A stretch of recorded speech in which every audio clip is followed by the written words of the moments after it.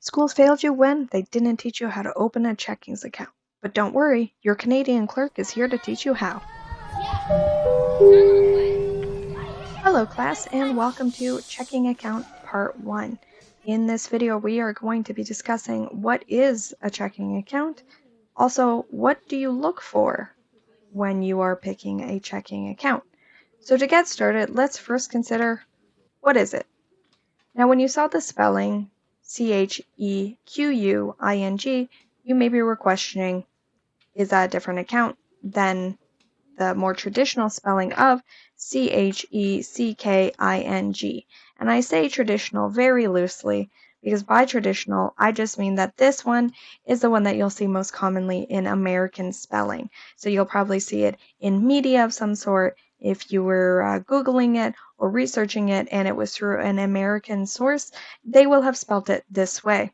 So why am I spelling it with the QU spelling instead of the CK? Well, very simply, that is just the standardized spelling here in Canada. They are the exact same account though, beyond just the spelling differences, and if you were here in Canada and you spelt it this way, most people wouldn't bat an eye. We know what the difference is, but formally it is spelt the QU way, and that is how you would see it on your bank account and on any official documentation. So just keep that in mind if you are very familiar with this version of checking. They are the same accounts and the knowledge is transferable. But for those of you who are not familiar with either of them, what is a checking account?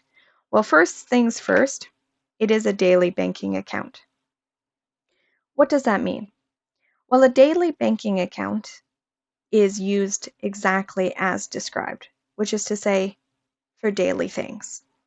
It might be your bank account where your insurance comes out of, where your rent payment comes out of, where your paycheck gets put into, where your investments, maybe someone pays you back some money. Any of those day-to-day transactions comes out of the checking account, hence why it's called a daily banking account. That is not the only defining feature. Another important aspect that makes a checking account distinct from a savings account is a debit card. What is a debit card? Well, it looks like a credit card but acts very differently.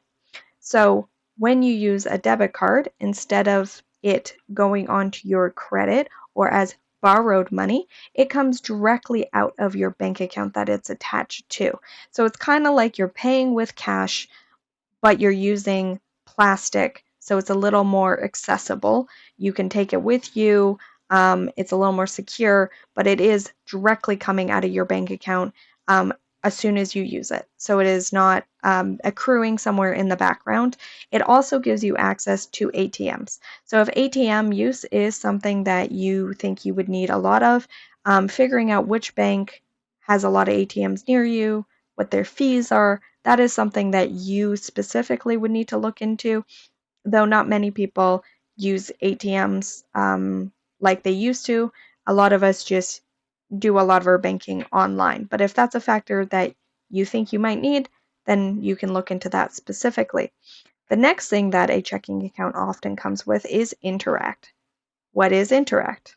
Well, Interact is a built-in system to all of our banks here in Canada that is very similar to Venmo, PayPal, any of those third-party payment apps and systems that other countries use. We have it actually built into our banks here in Canada, and it's called Interact, usually followed by e-transfer, though you can say just Interact or you can just say e-transfer, and we all know what you mean. But it's just a quick and easy way to send and receive money digitally for the average person. And this is often accessed through your checking account. Next important distinction is that a checking account doesn't have any interest accruing in it, meaning for good or bad, it doesn't earn any interest for you like a savings account would, but it also doesn't accrue any interest like a credit card or a borrowed amount of money would. So the no interest, there is no earnings, and there is also no penalties in the interest department. Finally, though, it does come with monthly fees.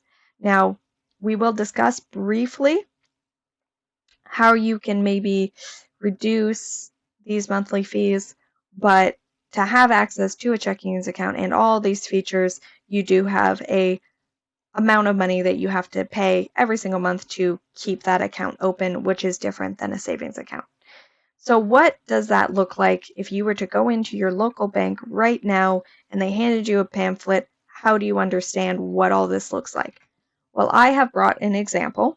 Now, I have just picked just a random pamphlet from one of the major 5 banks here in Canada, but that does not mean that I am endorsing this in any way, and not all pamphlets will look exactly the same, but this is a good example of what you will likely find when you are choosing which bank account to open.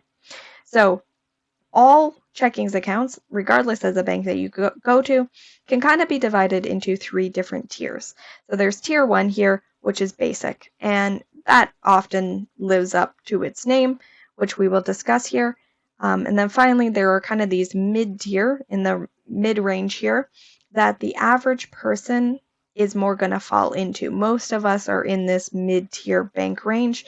And then there's usually a premium, an ultimate, a whatever word you want to use. That means all the bells and whistles, the most premium features, but often at a higher fee and rate than the others. So what are we first looking at? Well, monthly account fee. This is what we were talking about in that last slide here. Again, basic banking account living up to its name here at $3.95. That's very, very cheap to have access to a checking account.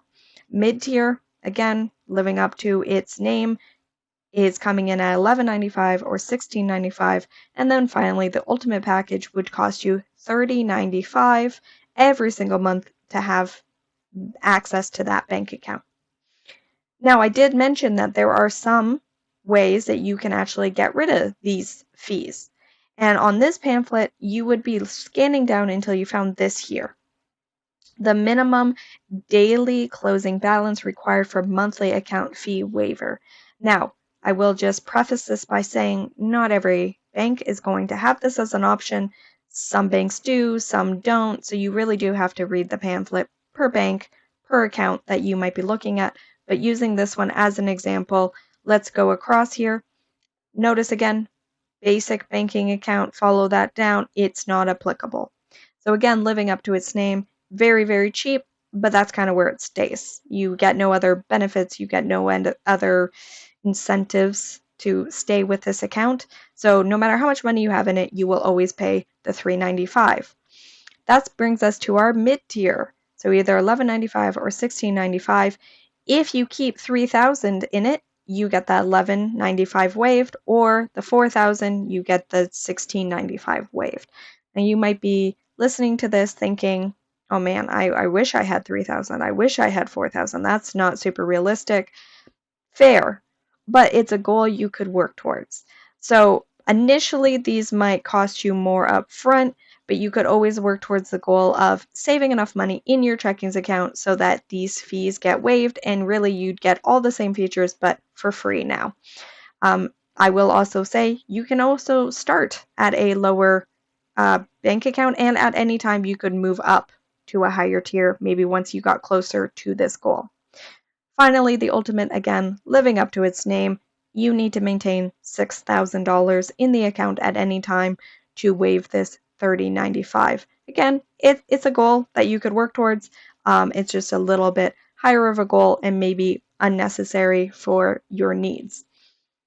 We're going to now drop down to one of the next important things you need to look at, which is number of debit transactions before you get a monthly fee, or sorry, per transaction fee that will come out every month. So the basic banking account, notice here you only get 12 debit transactions before you start having to pay, and here's the fee, $1.25. So even though it started very cheap, if you are doing more transactions than 12, then very quickly this account becomes more expensive than something a little more higher tiered. So then that brings us again to the basic plus, or the preferred basic plus is 25. and then you get that fee of $1.25, so more than double before you start getting a fee. And then the preferred package and the ultimate come with that unlimited. So yes, they have the higher fees, but they come with more benefits, maybe a little peace of mind where you don't have to stress about, oh, am I going to get surprise fees this month? Finally, the last important one is here, the Interact e-transfer section. As I was talking about in the last slide, it's built into every single bank account, so it's not surprising to see that it's free for all of them. But I will point out, if you notice for the basic and the basic plus, there is a little footnote. Now, we're not going to cover every single detail of every single account out there, but do pay attention to these footnotes and cross-reference it in whatever pamphlet and whatever account you're looking at, because there's a good chance that that footnote maybe says free for the first 10 or the first 5 before you start getting charged a fee. So again, very quickly, if you are going for the cheaper, more basic accounts, but you are doing a lot in that bank account, these accounts might end up costing you more in the long run. Whereas with the preferred package, the ultimate package, it is free regardless of how many you send. So again, free e-transfers no matter how many you do, free debit transactions no matter how many you do, and you can waive the fee if you maintain these balances here. So that's Checking's part one. I hope you found this informative.